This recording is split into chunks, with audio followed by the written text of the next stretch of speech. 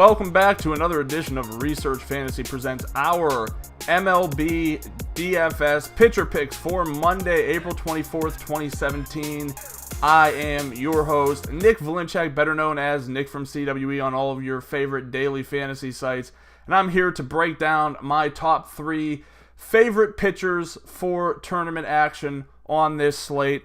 Last few days haven't really been that great in terms of our pitching options. We've kind of a little bit had to reach. The Indians were dominating this weekend, and as expected, Danny Salazar was unable to be a professional pitcher in a good situation, and he gave up 5 runs. And between the video and the article, I think I was pretty clear on the fact that that was the most likely outcome for Salazar, because I just don't think he's a very good pitcher. I think that, I'm trying to think of comparables like Taijuan Walker. Like, as time goes by, you have to improve. It can't be a situation where every year, we're sitting here saying, is this the year that he finally puts it all together? At some point, it has to be together. So, no shock there.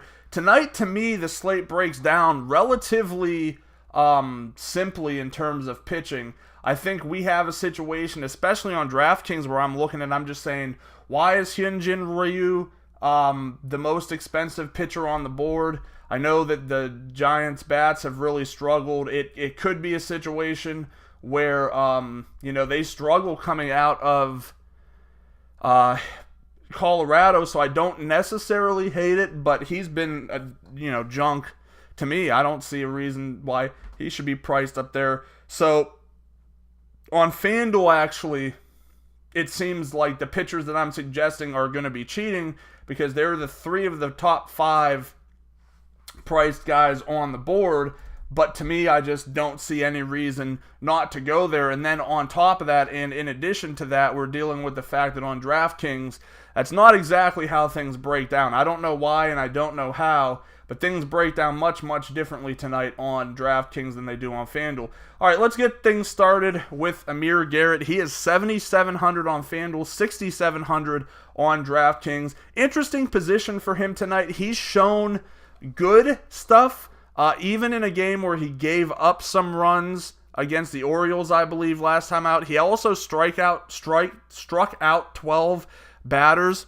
Now, why is that something of importance today? Well, to start things off, he's taking on Milwaukee, who, against left-handed pitching, has a 30% strikeout rate.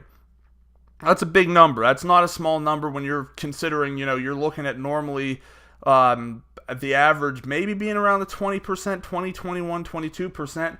30% is a gigantic number. The downside of that is the Brewers are hitting 380. Their WOBA's 383 against lefties, a 256 ISO, and a pretty absurd 39.1% hard hit rate to boot. So, I ultimately don't love this situation for Garrett tonight.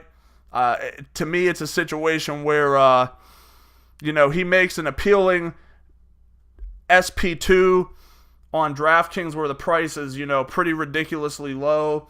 In terms of FanDuel, I'm just going to spend up. I know it's ideal to get a cheap pitcher because Coors is worth playing today with the Nationals in town. But yeah, I don't mind Garrett. If he could come through, give up 2 runs and strike out, 7 to 9, you could be still sitting in a good position, especially if the Cincinnati Reds are able to get to Jimmy Nelson. Next up, let's talk Jason Vargas. I'm still confused about whether this guy is a good pitcher or not. I really thought he was worth attacking last time out against the Giants, and he put up the game that we thought Bumgarner was going to put up. So, hard for me to ignore him here going up against the Chicago White Sox, who outside of, Danny Salazar have just been picked apart by pitching.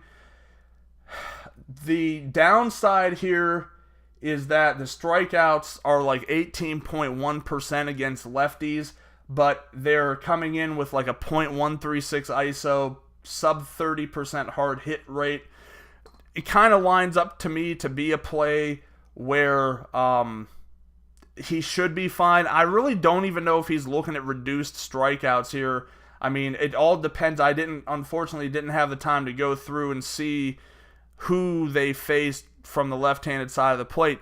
It could be a situation where maybe all they faced thus far somehow was left-handed relievers. I'm not very sure, so I still think Vargas is a guy who I'm convinced eventually is just going to implode, but against the White Sox doesn't seem to be the likely spot.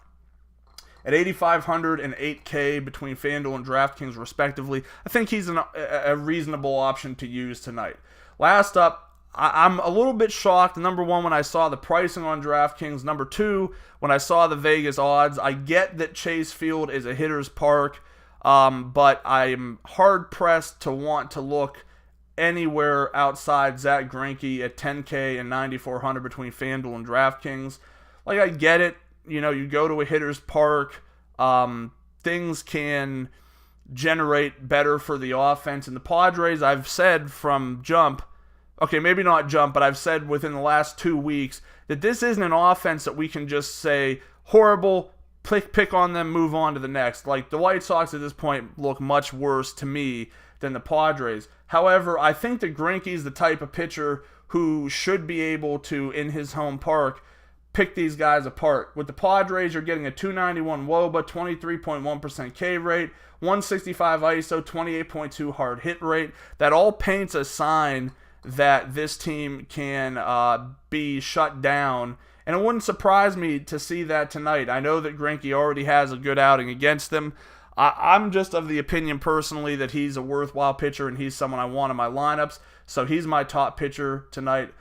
To wrap things up, our top 3 pitching options: Amir Garrett, Jason Vargas, Zack Greinke. Thanks for joining us today. Make sure to subscribe to our YouTube channel below. Head over to researchfantasy.com to sign up for our MLB mailing list. Like us on Facebook. Follow us on Twitter at Research and Win. And join us again tomorrow.